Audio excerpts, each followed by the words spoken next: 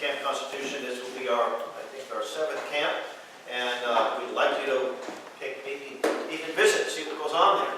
Dr. Tom DeWeese will be one of our speakers. He's one of the top, one of those knowledgeable persons on Agenda 21 in the country, and he's looking at Rindge and what Larry and his folks did as a model for us in the country. So I do have some information about the camp. You're welcome to take it on the table, little pamphlets and all. We've offered tuition for Rindge residents. Last year we had a couple of outstanding young people, and we're going to do the same thing this year. We'd like to have a few more. And we never turn away a worthy camper for lack of funds, because we have people that support us. I want to mention we have have material on the table. Some of it's free, some of it's very modestly priced, but I've got a 12-minute CD which you can listen to in your car on your way home. Well, of course, most of you have short drives. Dealing with this Article 5, legislators from Oklahoma a couple of years ago successfully rescinded their state's call, and also a reprint of a couple of articles from the New American Magazine. Please take at least one. If you have people who aren't sure about this issue, have never maybe only looked at one side, I recommend that they take this. It's also available in PDF format, and I'll be happy to make that information. There's a petition that we're sending, that we're doing. If you are inclined to support our efforts, if you would help to sign that, that'd be a big help. And Agenda 21, which I know that Rindge was dealing with, is a little pamphlet, a little book that we put together, and so it gives an overview, and I've got a DVD on the subject as well, which you can take a look at. And Common Core, another big problem. I've got an excellent 2-article reprint on Common Core, and I'll be doing the homeschool show in Central Massachusetts in a couple of weeks, and we'll have a table of lots of these, and Dr. Duke Peston, one of the premier experts on the subject, will actually be there with us and speaking that night in Worcester on a Friday night, April 24th. He'll also be in Epping, New Hampshire on Sunday afternoon, so if you want information on that same weekend. Also, I'd like to add a 10-question quiz, national opinion poll that the John Birch Society puts out, and if you're interested in filling that out, please take one. And just a quick little, the John Birch Society was founded back in 1958 by the late Robert Welch of Belmont, Massachusetts. Mr. Welch invented the sugar daddy and the Welch's fudge bar, so he can't be so bad of a fellow after all. He was a businessman. He was originally from North Carolina, learned how to read at the age of 2, graduated from college at the age of 16, when they used to have high standards before the Pell Grants and all. And went on to Harvard University and Annapolis Naval Academy. Loved this country, loved our history. And it was in the late 1950s. He was really concerned about the direction of our country. Got together some of his colleagues in the business world in a 2-day presentation in 1958. That was the beginning of the John Birch Society. We are a not-for-profit educational organization. We're actually chartered in Massachusetts, still are, even though we're headquartered in Belmont, Massachusetts. Named after the John Morrison Birch, who was a missionary in China, turned Army Air Corps intelligence officer. And just the story what happened to him was phenomenal.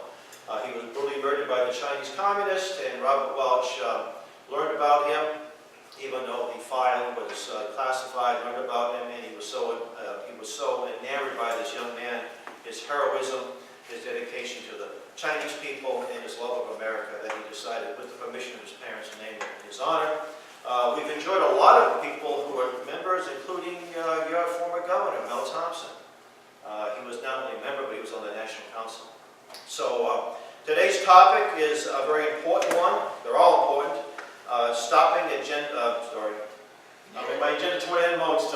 Stopping the Article 5 Convention, or sometimes we refer to it as a con, okay? But let's first review what Article 5 is, okay? Article 5 of the U.S. Constitution. The Congress, whenever 2/3 of both houses shall deem it necessary, shall propose amendments to this Constitution, or on the application of the legislators of 2/3 of the several states, shall call a convention for proposing amendments, which in either case shall be valid to all intents and purposes, also as part of this Constitution, when ratified by the legislators of 3/4 of the several states. By the way, several states means all the states, such as a term that we used back then, or by conventions in 3/4 thereof, as the one or the other mode of ratification may be proposed by the Congress, provided that no amendment which may be made prior to the year 1808 shall in any matter affect the first and fourth clauses in the ninth section of the first article, and that no state without its consent shall be deprived of equal suffrage in the Senate. Now, that first part, 1808, dealt with the importation of slaves. Thankfully, it was done away with in 1807. Congress passed a bill, and you didn't have to have an amendment to stop doing that. You have to understand that this Article 5 doesn't say that you have to have one. It doesn't say that you have to have one because a talk show host wants one. And our founders made the amendment process very difficult.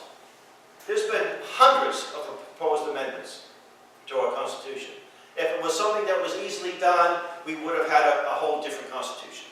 And there are some states, like my state of Massachusetts, that has it's been amended out of existence. And it was the oldest living document of amendment in the world, Constitution in the world. Also, you'll note in Article 5, it doesn't say that states will call conventions for specific purposes.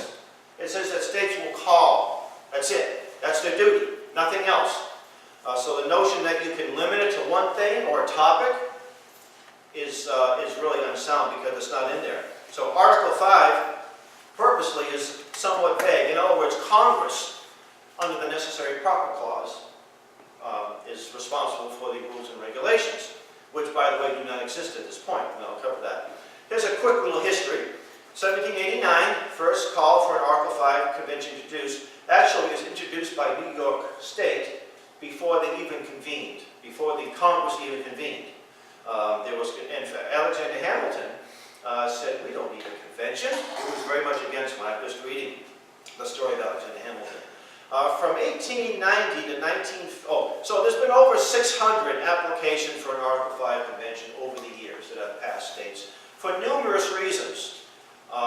Either be balanced budget amendments, term limits, repealing the income tax, having an income tax, direct election of senators, and there was even a drive back in the 1950s to have an Article 5 convention to have a world government. Imagine that. 7 or 8 states passed this resolution. And by the way, your senator, one of your U.S. senators, his name eludes me, was a big supporter of this.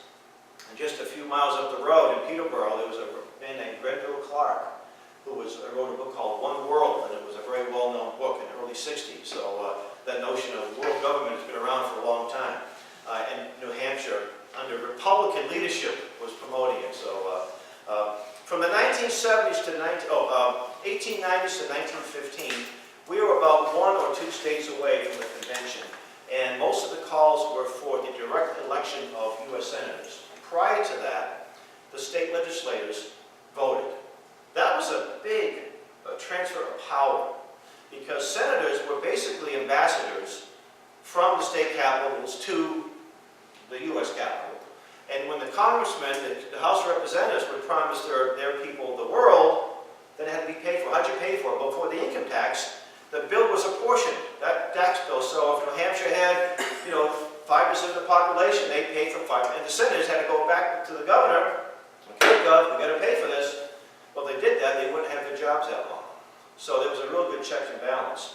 But because of the populist movement, the states thought it was a good idea to let these people be voted by the state general elections. 1970s to 1980s, the early to mid-80s, we were 2 states away from a convention for the purpose of a balanced budget. Now I say that because no matter what the purpose may be, a convention is an open convention. But we were 2 states away. 1987 to 1988, Alabama and a few other states started to rescind their calls. 1989, I actually have the documentation that the Nevada legislature rescinded it based on fraud. Legislature were told by numerous people that you can limit a convention to one topic or one topic only, in this case a balanced budget. And when they learned that you cannot, they were kind of upset, and in the congressional record, they said that we have to rescind this based on fraud. From 2000 to 2010, a number of states rescinded all calls for Article 5, including New Hampshire. It was interesting, New Hampshire 20 years, every 2 years, one of our good members, or many of our good members, would find a few legislators to introduce the resolution to rescind all calls, and we would have hearings, and it would be inexpedient to legislate. 2010, we were back at it, and it passed the committee, it passed the House on a voice vote, it passed us, so we couldn't believe it. So all calls were rescinded. Wow, it was a lot of work. 2011, this was a very interesting conference at Harvard University. It was September of 2011. Conference on the Constitutional Convention. That was the term they used. And at this convention, where it was sponsored by a man named Mark Meckler, at that time Tea Party Patriots. He went on to form Convention of States. And Larry Lessig, and you probably see a lot of Larry. He likes to march in the snow in the gym and we walk across the state. He is a liberal Harvard professor, a progressive. They co-hosted this meeting. Now, I was trying to be there as a panelist because it was being billed as an event that both sides will be heard. Okay, fine. There's only two sides, by the way. You want one, you don't want one. You can't have half of one, right? one or the other. And they didn't bother returning my calls or my emails. But we did get media credential, the New American magazine, and I was there on a Sunday, and it was very interesting. There was only one presenter that was against Article 5. Everybody else was in favor of one. People on the left and the right, they put the right in quotation marks. Common Cause was represented there. Common Cause is a left-wing organization that used to be against one, and now they're in favor of Article 5. A man by the name of Cenk Uygur of Young Turks. I didn't know who he was, but I actually got him on my video camera. Not only saying that the original convention was a runaway, but he hopes that we have another one. And Larry Lessig laughed and said, yes, let's hope we have some more. Okay. 2012, the Goldwater Institute promoted something called Compact for America, and new calls for an Article 5 introduced in several states. The Compact for America is where 34 states will already pass an amendment. And then the governors of these states will go and convene, and so it's almost like it's a done deal. They haven't had a lot of success. They've only got about 2 or 3 states that have promoted this or passed this one.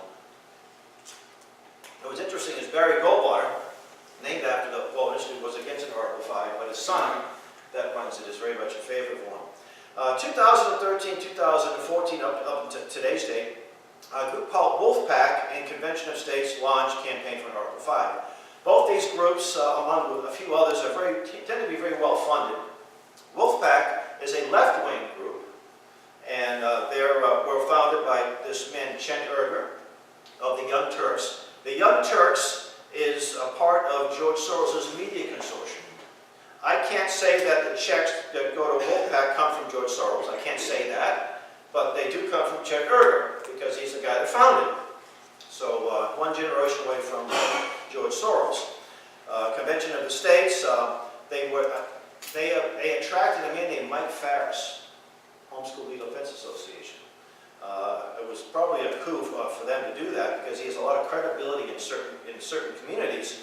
Now, in 2015, numerous states introduced calls for an Article 5 convention, balanced budget amendment, Wolfpack, Convention of States, ALEC. ALEC is the American Legislative Exchange Council. Some of you who are state reps are probably familiar with that. They are also corporate sponsored. And while they've done some good, they've done some bad. They're supporters of the open borders and supporters of the free trade agenda, Obama's free trade agenda. Now, here are some of the arguments used by pro-Article 5 supporters, and I will try to refute them. We have an out-of-control federal government. I agree with that one. No one's arguing with that. But how do you solve it? By adding amendments. Adding some amendments to the Constitution is going to solve the unconstitutionality. We also have runaway state governments, don't we? In many states. I live in Massachusetts. I can tell you we have a runaway state government. You know, we got a guy elected, a governor, probably not as bad as the Democrats, but still we have your budget was $10 billion. Ours is about 100 times that, you see. And by the way, states have been willing accomplices of this big government. And how much of your budget is funded by the federal government? Just listen to the presenters here today. A lot of these things are government supported and subsidized. Big money needs to be out of politics. That's the Wolfpack position. Well, what do they mean by big money? I mean, they don't want to see corporate. corporations. There was a case in 2010 where an organization that was making documentaries about Hillary Clinton, Citizens United. They said that they were a corporation, and in the eyes of the law, they're corporate personhood, and the Supreme Court upheld that First Amendment. And by the way, that decision, the first Supreme Court decision that dealt with corporations was here in New Hampshire, the Dartmouth case. Dartmouth versus the state of New Hampshire. The state legislature at that time took control of the school. And it was my ancestor, Professor Roswell Shurtleff, that was the instigator behind that. He was a strict old Calvinist that didn't like what the state was doing, and because he was friends and he was the teacher of Daniel Webster, Webster took the case and won the case over the Supreme Court. Big money doesn't always win either, does it? Just like a big baseball team, one of these teams that gets out, they don't always win the World Series. Big money doesn't always win. We learned that when Larry Lessig's Mayday PAC raised $12 million, and I think only had one person that won of all the people they backed, and the guy was a sure bet anyway, including Jim Rubens. He was backed by this Mayday PAC, this left-wing group. Article 5 cannot be a runaway. An Article 5 convention cannot be a runaway. You know, it's always in quotation marks, and that's one of the arguments they say it cannot be a runaway. Well, what do they mean by runaway? I believe that I'd say a controlled runaway. That there are people that have an agenda, and they'll say that no crazy amendments can ever be passed. Well, it's funny because the left-wing Wolfpack people and the Convention of States say the same thing. Well, what's a crazy amendment? That's not a subjective thing. I mean, what about an amendment to repeal income tax? To me, that's a sound thing, but to a progressive, that's insane, right? So what does that mean? But I tell you, these folks are working awfully hard. They're testifying. Mike Farris has been flying into every state capital. Every day he's someplace else testifying in front of. He wants his amendments to be passed. He thinks they'll be passed. Wolfpack thinks their amendments will be passed. Wolfpack wants to have federally funded elections. And if you do that, that means they control who the people who qualify to be elected, right? Mike Farris, the conservative, wants a 50-member U.S. Supreme Court to be chosen by state legislators for one 6 to 8 year term. How's that going to stop runaway government? He wants to have a parental rights amendment, which sounds appealing, right? You don't want to see the heavy hand of the federal government or a UN treaty having something to do with our children, right? So, yeah, sounds good. But what that amendment does is take something that's not a power of the federal government and gives it to them. The 9th and 10th Amendments already protect parental rights, you see, because it's not mentioned in the Constitution. It's left up to the states or to the families themselves. So that would be just granting that power to the federal. Could you imagine President Hillary Clinton with that amendment? Oh, parental rights. I see the word "is" in there. What does "is" mean, right? Like her husband used. So a convention, there could be some bad amendments, not only proposed, but passed. I should have mentioned earlier, too, that there are 2 modes of ratification. One of them is, for the state legislators, 3/4, but also they can choose that to have state ratifying conventions. Could be 10 people, chosen by a special interest group. So you legislators may never, ever, once you pass that resolution, ever vote on that issue again. You have no say once that job is done. So 3/4 of the states need to pass any proposed amendment which would effectively stop any unreasonable amendment. Well, the 16th Amendment was passed. That was also the second plank of the Communist Manifesto, income tax. The 17th, which I mentioned earlier, was passed, right? The 18th was passed. And because of the 18th, you had it pass the 21st, because of all the problems it caused. And states do a lot of crazy things on their own, without any help from an amendment, right? Just look at some of the crazy gun laws that have been passed since the Sandy Hook incident. So the notion that 3/4 of the states won't do anything, and we live in an era of constitutional ignorance, and I'm so glad to see copies of the Constitution being available. That was, you go to most Republican Party groups, you don't see constitutions, not my state anyway.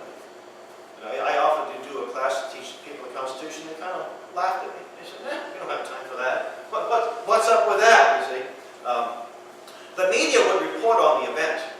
We can rely on the media to give us the scoop. Well, we had an event in Maine, actually recently. We had it in attorney from Connecticut come up and speak on the subject. The media was notified. They were sent news releases. They were called. They had the hard copies on their desk 2 or 3 days before the event. And guess how many of them showed up? 0. They had to just walk through a tunnel to walk up a flight of stairs. But when the left-wing group had a meeting about a year earlier, they were there to promote their event. So we don't think that we're going to get a lot of media. Although I had to say New Hampshire, we had a press conference. I think you were there, Jim. And we had some fair articles but you can't rely on the media. In New Hampshire you can, but at the federal level, forget it. Just look at Mark Levin. He's supporting an Article 5. Has he given 1 second of airtime to anybody that opposes an Article 5 convention? Not one. Sean Hannity had Mark Meckler and a man named Nick Dranius on his show recently. They were bad-mouthing our organization, and we asked for, give us 5 minutes. Didn't bother returning. And that's their right. You don't have to. But don't think we're going to have equal time here and get the word out. This is a remedy that the founders gave us. It's a gift. Well, it isn't a remedy. It's simply a means to amend the Constitution. But you need 2/3, and it's tough to do. It was designed to be tough. States need to restore the balance of power, and I agree with that. The best thing states can do is just stop taking the federal money. Stop taking money from HUD. Stop taking the Common Core. The Common Core money, by the way, that's all been spent. That was just to pay a couple of bills. The race to the top in 2009, 2010, that money's all gone. Now you're stuck with Common Core because you said you took the money. And not one legislator voted on that, did they? Right? But you can just say, we're not doing it.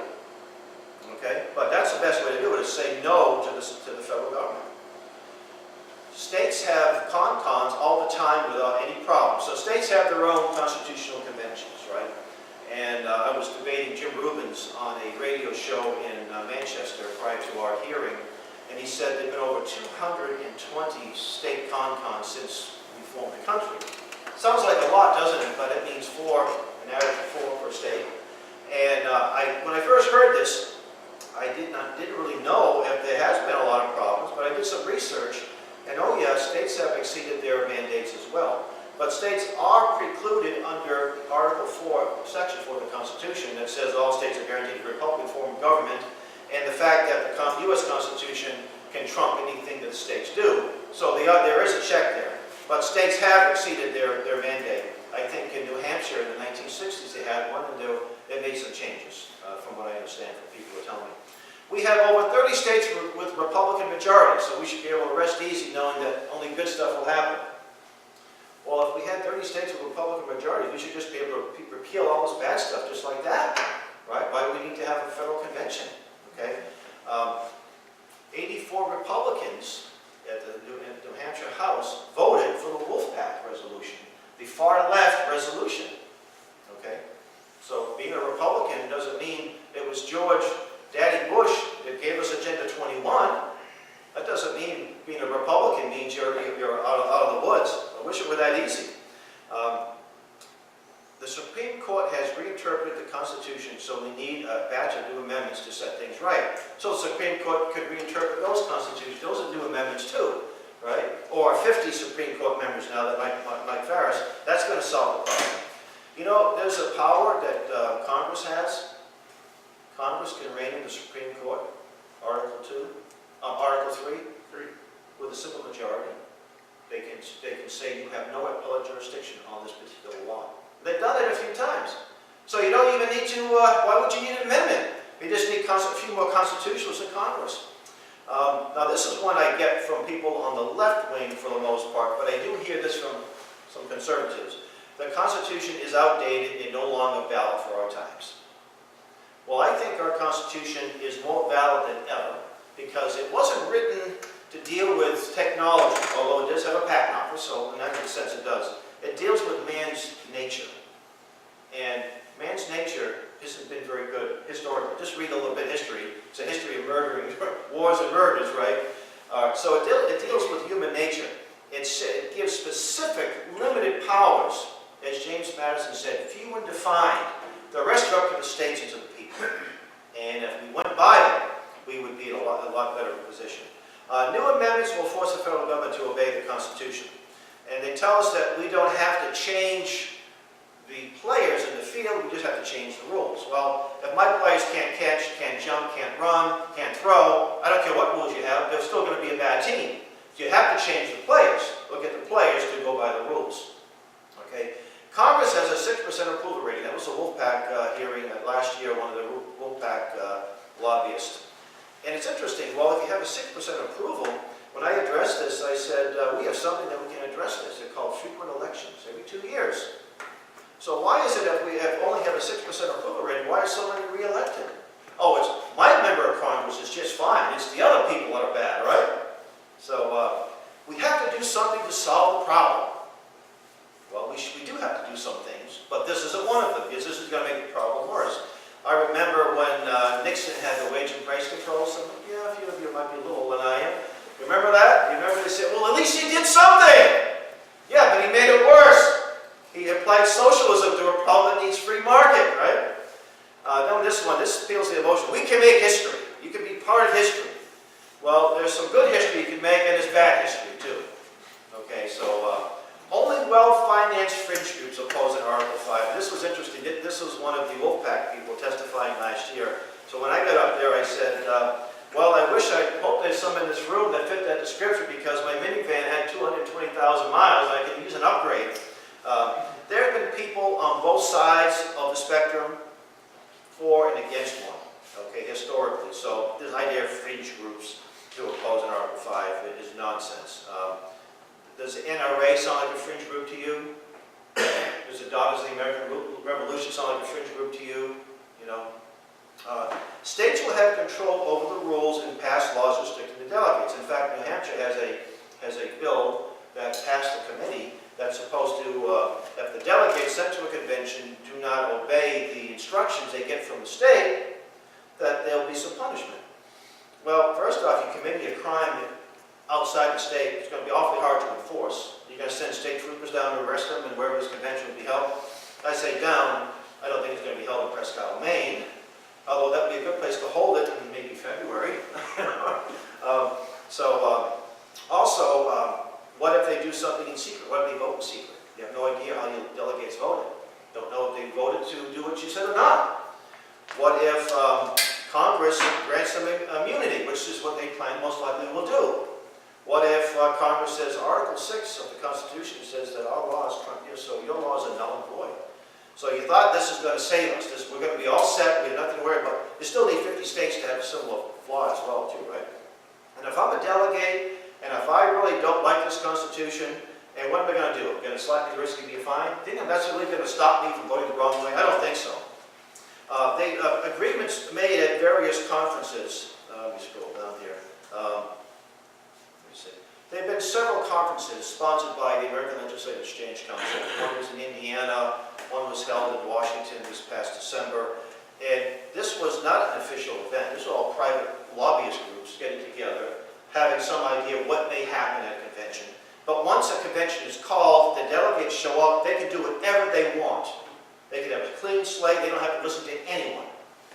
Okay? How many people have been to a convention, the national convention, and saw certain delegates tossed out? Like the delegates from Maine weren't even seated because they were Ron Paul delegates, right? Well, here are some of the organizations I mentioned earlier. ALEC, the American Legislative Exchange Council, they're very well funded. They've got a lot of corporate sponsorship. Visit their website. Friends of an Article 5 convention, it's sort of a smaller group. They have a good web. They have every resolution ever introduced on their website, though, so it's very handy to look at. From the first one up to the last one, those that are rescinded. Conference of the States, that's one that's a couple of years old. Wolfpack, a few years old. Move to Amend, that's a very left-wing entity. By the way, all these slides I'll be happy to share with you. Go to their website. They have a list of left-wing groups that are pushing an Article 5 convention. The Cato Institute, which is somewhat free market. The Goldwater Institute, the Coffee Party, that's the alternative to the Tea Party. They were represented at this Harvard event in 2011. Common Cause, which was funded by the Rockefellers back in the early 70s to give people the illusion that they're fighting the system. The National Governments Association is calling for an Article 5.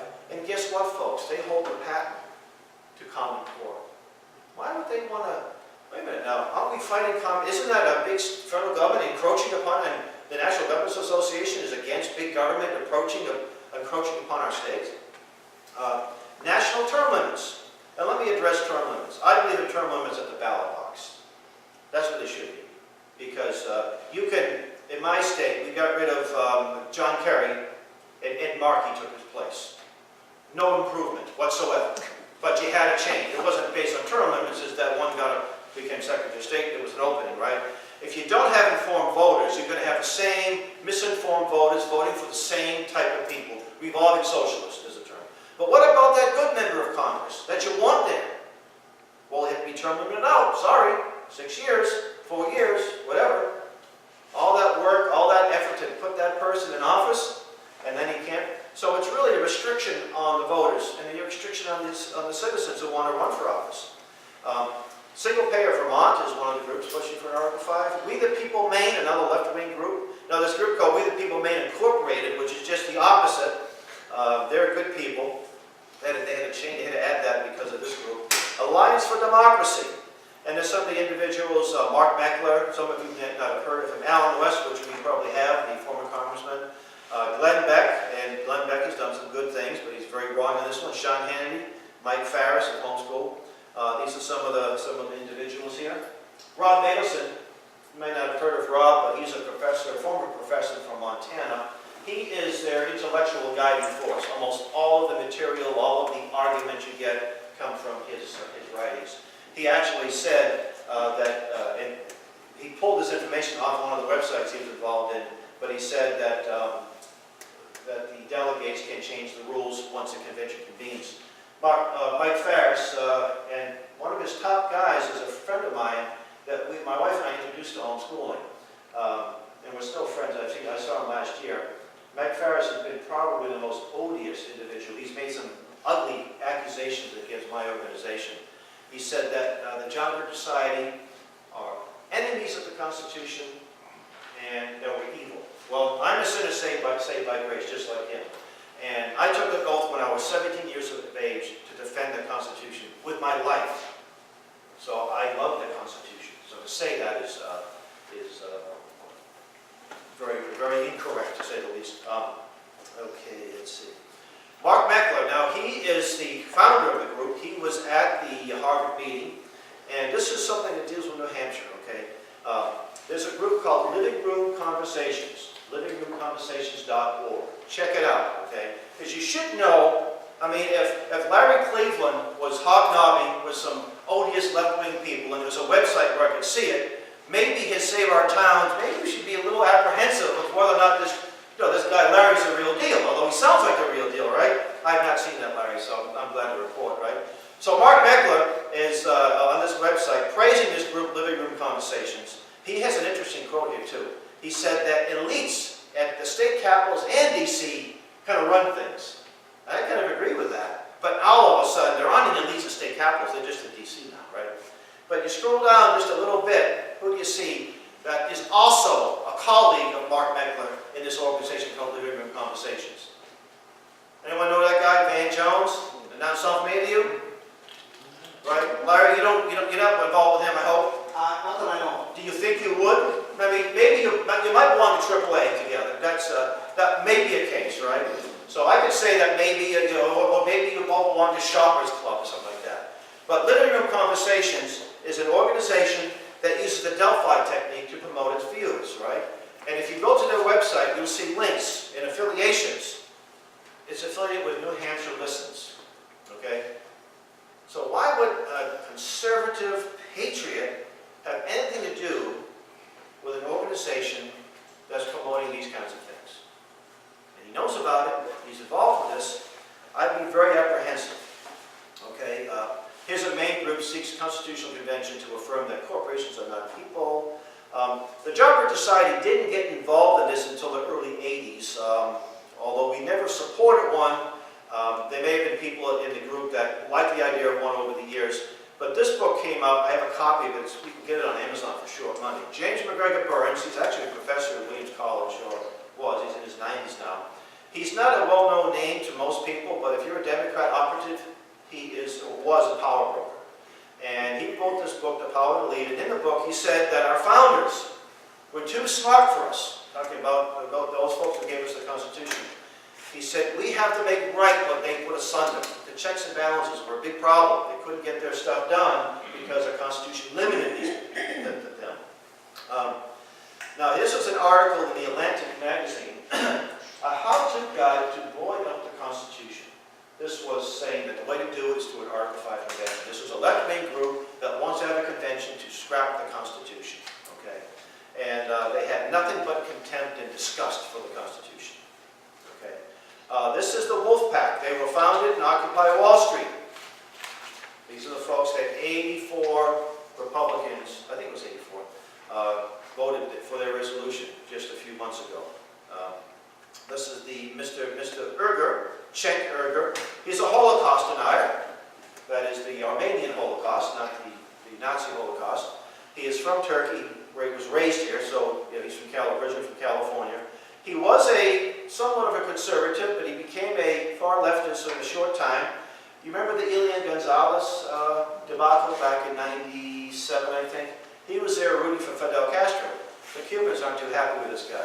They ran him out of Miami, okay? But he's the man that is the founder of Wolfpack. This is the man, Ryan Clayton, that spends a lot of time here in the halls of the state capitol. He was here in January, and then I guess he's still around, according to Jim. He should be a registered lobbyist, but he's not. I guess lobbyist laws are those used against whatever party or whatever in power. So, in fact, there was a formal complaint raised against him, and they dismissed it. This was this nice, well-groomed gentleman, and I use the word gentleman in quotation marks, in Indiana State House, where they had one of these conferences that was sponsored by ALEC. These are people, some of them I know, I used to cover Indiana. They had a little outreach, they were well behaved, they passed on information, they had a little opposition to what they were doing, very legitimate, no convention of state. He got out the elevator, and he, I guess, demonstrated his IQ, so he made an obscene gesture to a young lady before he assaulted her and took her cell phone, and thought he deleted the picture. He did not. This is that same man, shaved his beard, testifying just this past January. We bumped into him. Right. He may not recognize him, but I recognize him right off the bat. And he was also very chummy to the Convention of States people. He sat right next to them and chit-chatted. This is the website. In fact, go to this website. It's called it's very easy to remember, conconcon.org. This is the website of this organization that had their meeting in 2011. You see Larry Lessig, the man on the top, and Mark Meckler. Democracy in America is stalled. Well, you got a problem right there. We're not a democracy. You can't even identify what kind of government we have. How are we going to solve the problem? Okay, and you can see some of the people involved. Larry Lessig, he's the man of the people. He's a 99%er, right? This Harvard law professor. He was invited to the Bilderberg meeting. Now, how many people have been to a Bilderberg meeting? Does anybody know what a Bilderberg meeting is? Yeah, a few of you. I know you do, right? It's a highly secretive meeting. It's been around since the 50s. I think Al's been to several of them. What's that? I think Al here has been to Well, several. they have not invited me yet. I don't think they will. But Larry Lessig was invited there, so it was kind of interesting. Some of the top leaders of the world show up, and some of the other people that become the top leaders of the world, who may be somewhat known. Larry's about to be Supreme Court Justice, I think. That's his. He was also an advisor to Obama back in 2008. Maybe just... this is that interactive page, which takes a little more. Oh, Larry Lessig, too, he has a decisively anti-Christian bias. He was showing a short video clip mocking Christianity to a group of Google employees and thought it was kind of humorous. You can go find it on YouTube or Vimeo. That's the caliber of Larry. I actually texted him that video. He didn't like it. This is a website called callaconvention.org, and it mentions left-right coalition. The word coalition is right in here. Now, if you belong to a coalition, I can understand that you have one single purpose in mind, and you can form a coalition. That's legitimate. But admit it. Don't say you're not. They've actually scrubbed the word coalition if you go to the website again. But it's hard to find. You have to just get it right. Call, uppercase, lowercase a, convention, lowercase, .org, lowercase. It's a little hard to find. But it has Wolfpack, and it has Convention of States, among others.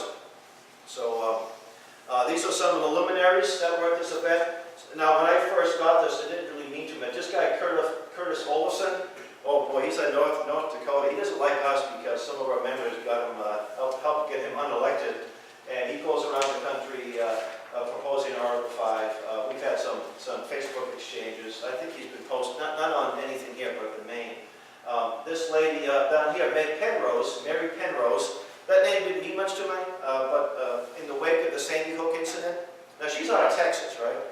And the Sandy Hook incident, she was invited to speak on a Second Amendment forum, basically how to scrap the Second Amendment, and she proposed an Article 5 convention. Why did they have to go all the way to Texas to find a left-wing professor? They didn't find one any closer. You got a couple here in Keene, and they could have went to Massachusetts. They didn't have to go all the way to Texas, right? I actually got that. She gave like a half-hour speech, but I got about that 15 minutes of her talking about an Article 5, saying that the Constitution was obsolete because we don't wear the same clothes we used to wear back then. You know, we don't. It's obsolete. Ridiculous accusation. Socialists and Soros fight for an Article 5 convention. As I mentioned, George Soros is the sponsor of not the Wolf Pack, but he's the funder of Young Turks, which is Chen Erger. So, and we've been accused of working with George Soros. What happened in Montana? Let me just address that right here. I spoke to my colleague in Montana. There was a group that may have had some connection, a left-wing group that gets an Article 5. They showed up at the hearings, they never testified, they sent emails to the members of the committee asking, these are the questions you should ask people. Not one question was ever asked. So if Soros paid them, he should get his money back. They had no impact whatsoever on this Article 5 issue. Montana threw it right out. They had some very well-informed people, and one of the state reps had Curtis Olafson. He said, well, when you were a senator from North Dakota, what did you do to lessen the control of the federal government in your state? No, he couldn't answer the question. I'm going to speed it up. I see people look at their watches, so I'll speed it up.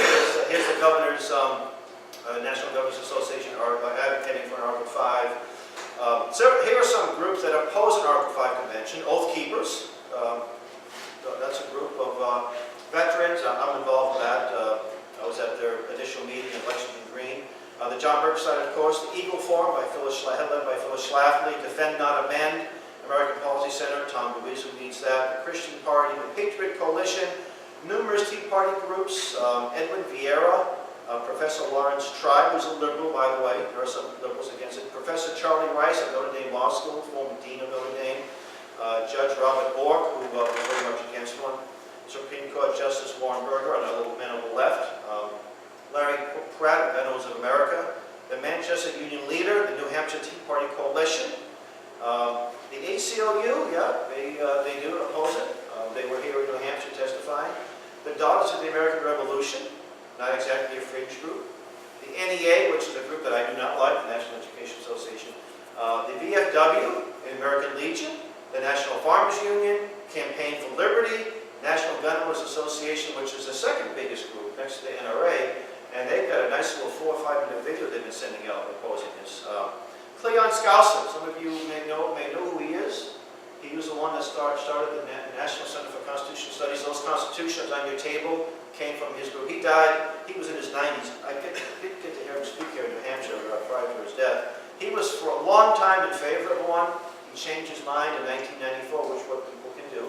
In a letter he wrote to Phyllis Schlafly, he said, and he was a real gentleman, he said, we only disagree with one thing, and he said, but now I see where I was wrong and you were right. So you can still be civil and have strong disagreements. Now here's some questions on the convention. Where will it be held? Not too big a deal, but who will pay for it? Who will be the delegates? How about security for the delegates? How are they chosen? There are no laws that deal with an Article 5 convention at all. Okay? By the states or by Congress? Or will they be elected by the general public? Okay? Who will write these amendments? Will these amendments be used against us? Like the RICO statute, right?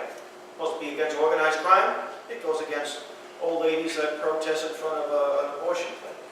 Will delegates compromise? No, they never. People don't compromise, do they? They tell you what, you vote for this bill or this amendment, and I'll support this amendment. Will delegates ignore their state's instructions? But they're not bound by them, so why wouldn't they? Resolutions like HCR 1, HCR 2 are open-ended. I'm sorry, it's HCR 2 is the Wolfpack resolution that was, and I'll discuss that towards the end. HCR3, they're both open-ended. So even the resolutions in themselves are open-ended. They'll say you can't have a runway, and you look at your resolution, there's nowhere to run. You know, it's open-ended. Will special interest groups have any impact? Larry Lessig formed the Mayday PAC and spent an estimated $2 million on Jim Rubin's campaign. And Jim Rubin's was going around the state pushing for an Article 5 convention. I debated him on a radio show a few months ago. If states can't get their house in order, how can they be expected to get their federal house in order? That's my friend up in Maine. He said, the minute Maine gets under the Constitution, I'll jump on board with Article 5. But how?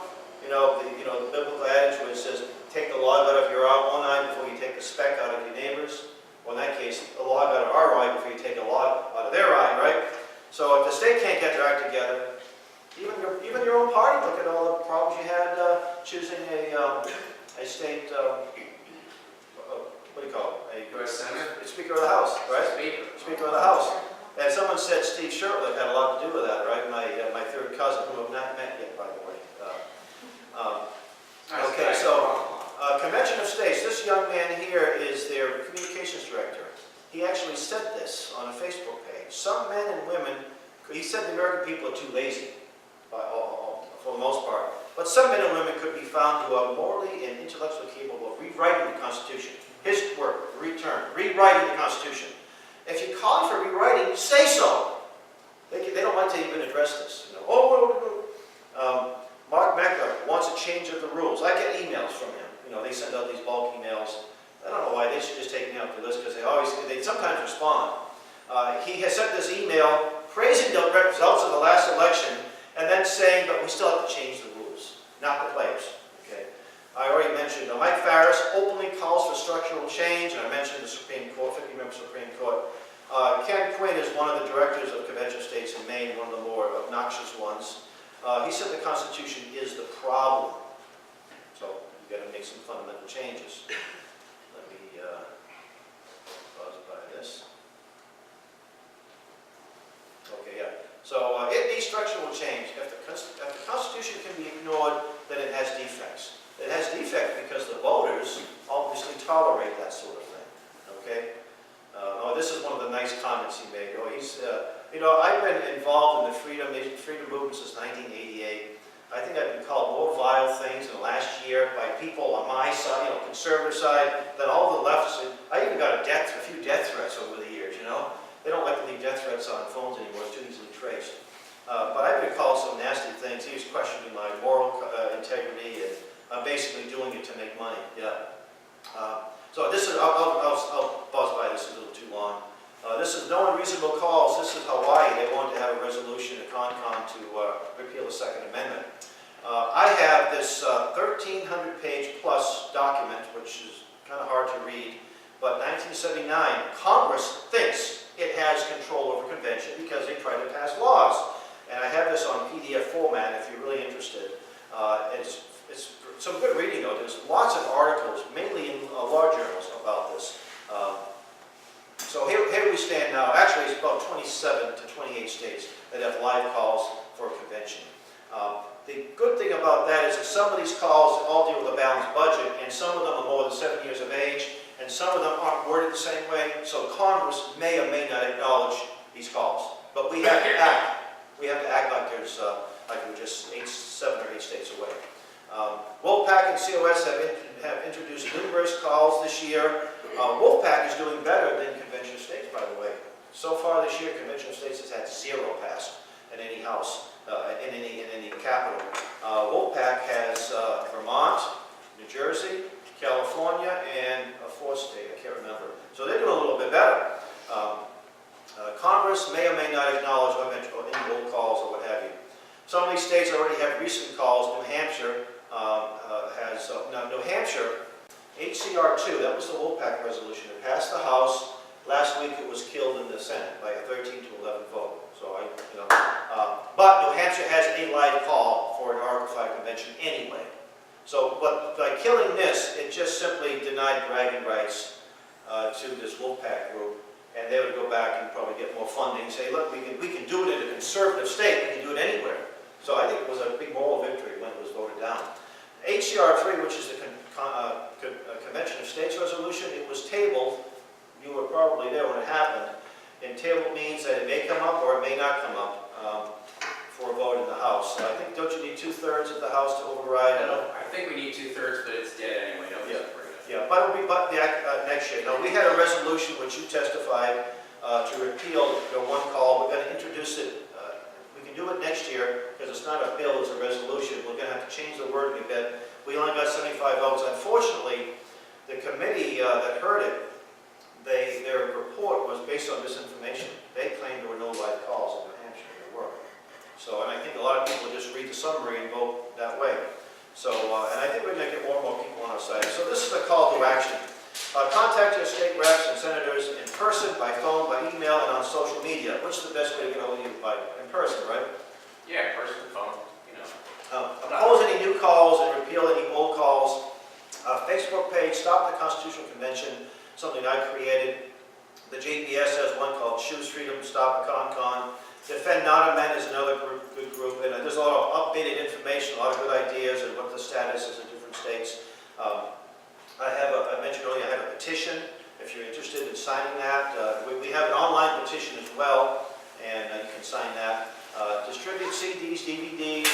We have something called a no-con kit. We have about 15 letters written by law professors from both left and right side that oppose this, so we can make that available to you too. Letters to newspapers, of course, are very important. I know Larry's very big on getting letters published in the newspaper. You'd be surprised. Even hard copy newspapers, and almost every newspaper is online now, right?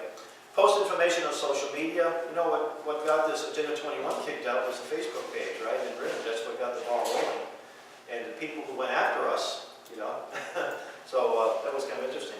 Host an event like this in your town, in your home. Get a resolution passed by your civic or patriotic group. It doesn't have to be a political thing. It could be a Rotary Club, could be this group right here. You know, it could be the Save Our Town, could pass a resolution. Resolutions have a lot of weight. A lot of good reprints and articles from the New American Magazine. There's some of the no-con kit. Okay. I'm going to get a little late, so I kind of skip some of this. We do have a viable solution. The way to do that is to help create an informed electorate, join patriotic groups that will support the Constitution. Like we're a membership-based organization, and we'll find room for it. We have a local chapter here, a few towns over. Host a Constitution is a solution series. I have a copy. It's 6 volumes, 6 set, and it goes into the Constitution. And we've been doing this around the country in the last couple of years. Lots and lots of people have come to these presentations, including elected officials. Expose the voting record of members of Congress and local officials. Isn't there a group in, what's the group in New Hampshire? Liberty Alliance, right. They don't have the voting records, and they rate every member of the House and Senate, right? Expose Agenda 21, Common Core, North American Union, and I put down Parade too, because there's definitely a spiritual dimension involved here. And I'm going to lead by quoting John Adams here. John Adams was one of my favorite presidents, even though he had some flaws, but he wrote this to the militia officers of Massachusetts, and he said basically, our Constitution was made only for moral and religious people. It is wholly inadequate to the government of any other. 1798. So that concludes my presentation, and if there's any questions, I'll be happy to. And I do want to thank you so much for the opportunity to come back.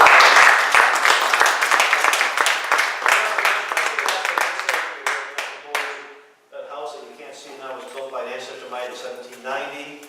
There were members of this church that were involved, and Reverend Seth Payson was quite a conservative guy. You look what he wrote. He wrote a book exposing Illuminati, by the way. and the famous painter Roswell Shurtleff, whose painting hangs in the post office, in the library here. Oh, where the ancestors of mine. And I do hope at some point I can make Rindge my home. That was my goal. God willing, I don't know how soon it will happen, but I love this area. Yeah. I hope you have it. I'm just returning, really. My dad was born in Peterborough, so I'm really just sort of returning home. I'm not really a flatlander coming up and you're going to have, more government. I won't be doing that. Thank you. Thank you.